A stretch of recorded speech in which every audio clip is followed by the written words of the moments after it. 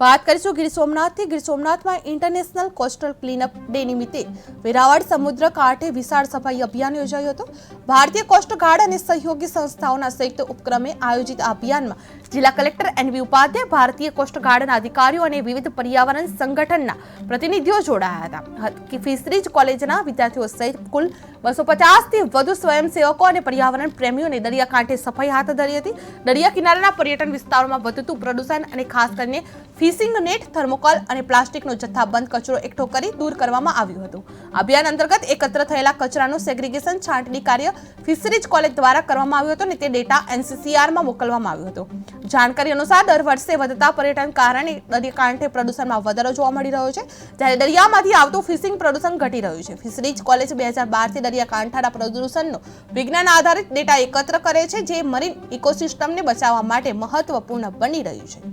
દરિયાઈ જીવન, દરિયાઈ વનસૃષ્ટિ, દરિયાઈ જીવસૃષ્ટિ સલામત રહેશે અને આપણે સામાન્ય રીતે અહીંયા વેરાવળમાં માછીમારી એક મોટો આપણો અહીંયા ઉદ્યોગ છે, તો જો જે ફિશ કેચ થશે, ફિશ પણ સ્વસ્થ હશે, તો જે લોકો એ ફિશનો આહાર કરતા હશે એમનું સ્વાસ્થ્ય પણ સરસ રહેશે। હું doctor Jitesh Solanki, assistant professor, college of fisheries Veraval. આજે અમે ઇન્ટરનેશનલ કોસ્ટલ ક્લીનઅપ ડે ઉજવી રહ્યા છે। ફિશરીઝ કોલેજના 70થી વધારે સ્ટુડન્ટ્સ વેરાવળની ચોપાટી ખાતે સફાઈ અભિયાનમાં જોઈન્ટ છે।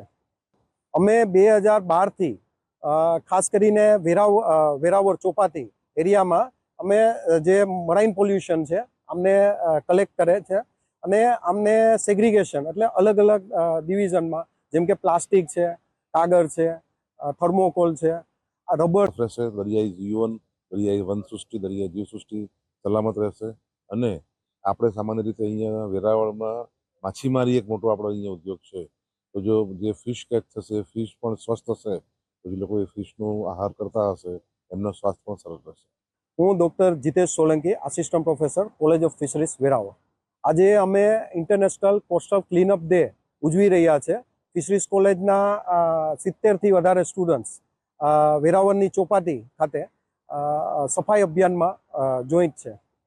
અમે 2012થી ખાસ કરીને વેરાવળ ચોપાટી એરિયામાં અમે જે મરાઇન પોલ્યુશન છે અમને કલેક્ટ કરે છે અને અમને સેગ્રીગેશન એટલે અલગ અલગ ડિવિઝનમાં, જેમ કે પ્લાસ્ટિક છે, કાગળ છે, થર્મોકોલ છે, રબર રહેશે। દરિયાઈ જીવન, દરિયાઈ વનસૃષ્ટિ, દરિયાઈ જીવસૃષ્ટિ સલામત રહેશે અને આપણે સામાન્ય રીતે અહીંયા વેરાવળમાં માછીમારી એક મોટો આપણો અહીંયા ઉદ્યોગ છે, તો જો જે ફિશ કેચ થશે, ફિશ પણ સ્વસ્થ હશે, તો જે લોકો એ ફિશનું